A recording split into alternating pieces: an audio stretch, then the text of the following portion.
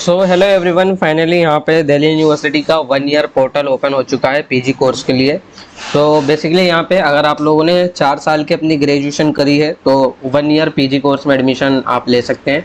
इसके अलावा यहाँ पे गेट बी के थ्रू भी जो एडमिशन है वो स्टार्ट हो चुका है। ठीक है, गेट बी वाले बेसिकली यहाँ पे उन लोगों को गेट बी का एग्ज़ाम दिया अगर उन्होंने तो यहाँ पे एडमिशन ले सकते हैं, क्योंकि कुछ कोर्सेज के लिए यहाँ पे ऐसा है कि गेट बी एग्ज़ाम देना है कुछ सीटों के लिए। ठीक है, बाकी 1 ईयर पीजी कोर्स में मैक्सिमम काफ़ी सारे कोर्सेज हैं। ये बुलेटिन है, मैं आप लोगों को बता दूं, इसमें सबसे पहली चीज़ वो ये है कि आपको एडमिशन लेना है और 1 ईयर पीजी प्रोग्राम के अंदर एडमिशन उन्हीं बच्चों को होगा जिन्होंने 4 साल का अपना ग्रेजुएशन मेजर सब्जेक्ट के अंदर कर रखा है या फिर उसमें क्या नाम है ऑनर्स कोर्स कर रखा है, तो आप एलिजिबल हो। ठीक है, इसके अलावा यहाँ पे इस बुलेटिन में बहुत सारी चीज़ें वैसे तो ठीक है, आगे आओगे तो यहाँ पे सभी कोर्सेज के लिए ओपन है। ठीक है, और अगर आप डी सोल से कर रखे हो, जैसे यहाँ पे कैंडिडेट वो है graduated for with a 4 year, अगर आपने बेसिकली डी सोल से या फिर एनसी वेब से अपना 4 साल का कोर्स किया हुआ है तो भी आप एलिजिबल हो 1 ईयर कोर्स के लिए। इसका मतलब सीधी सिंपल चीज़ है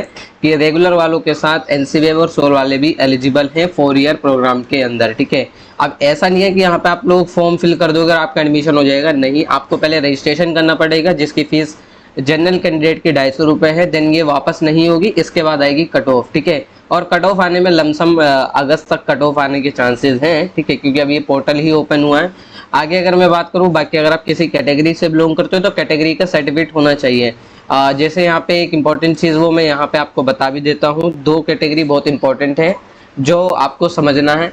अगर आप ओबीसी एनसीएल से हो या ईडब्ल्यूएस से हो, ठीक है, तो दोनों कैटेगरी सर्टिफिकेट पहली बात तो आपका 1 अप्रैल 2026 के बाद का होना चाहिए। अगर इससे पहले का है तो आप लोग यहाँ पे या तो जनरल से फिल कर दो या फिर अपना कैटेगरी सर्टिफिकेट रिन्यू करवा लो। ठीक है, अदरवाइज आपका एडमिशन रिजेक्ट हो सकता है अगर आपका 1 अप्रैल 2026 से पहले का कैटेगरी सर्टिफिकेट है। बाकी आप किसी कैटेगरी में कोई भी कैटेगरी में बिलोंग करते हो तो कैटेगरी सर्टिफिकेट आपका सेंट्रल गवर्नमेंट का होना चाहिए जिस पर गवर्नमेंट ऑफ इंडिया लिखा होता है। ठीक है, ये चीज़ है। आगे मैं बात करूँ फिर यहाँ पे और क्या है, आगे आप लोग ध्यान से समझो कि 1 ईयर पीजी प्रोग्राम में ये सारे कोर्सेज की लिस्ट है। ठीक है, हालांकि सारे कोर्सेज है इसमें, लेकिन सीट्स बहुत लिमिटेड है। जैसे आपको किसी किसी कोर्सेज में, जैसे यहाँ पे आप आओगे फ्रेंच के अंदर 5 सीट है, एमए फ्रेंच, एमए इंग्लिश में आओगे तो यहाँ पे आपको देखने को मिल जाएगी 18 सीट है। ठीक है, 18 सीट है और एससी के 7, एसटी के 3, ठीक है, फिर भी सीट है। ठीक है, एमए हिंदी में 18 सीटें हैं। ठीक है, और फिर इटालियन के अंदर आओगे, संस्कृत है, साइकोलॉजी है, 14 सीट, 10 सीट, इतनी ही है, ज़्यादा सीट्स नहीं है यहाँ पे। एमए इकोनॉमिक्स वगैरह के अंदर आओगे तो 16 सीट्स है, जो कि अच्छी खासी सीट्स अवेलेबल है यहाँ पे। ठीक है, क्योंकि इतनी होती भी नहीं है। तो 1 ईयर कोर्स के अंदर ये है। ठीक है, बाकी अगर मैं बात करूँ तो आगे ये है कि सबसे पहले आपको रजिस्ट्रेशन करना पड़ेगा। अब रजिस्ट्रेशन की जो लास्ट डेट है वो अनाउंस नहीं हुई है अभी। ठीक है, लेकिन ये ध्यान में रखो, जो गेट बी वाले हैं यहाँ पे इनका जो मेंशन है वो 11 जुलाई तक मेंशन है, तो आप 11 जुलाई से पहले अपना मतलब फॉर्म फिल कर सकते हो।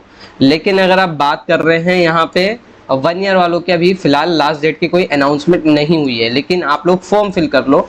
ये 1 ईयर पीजी प्रोग्राम आप देखोगे, इस पे 1 ईयर पीजी प्रोग्राम पे क्लिक करो, एंटर पोर्टल पे क्लिक करके यहाँ पे आपको रजिस्ट्रेशन करना है।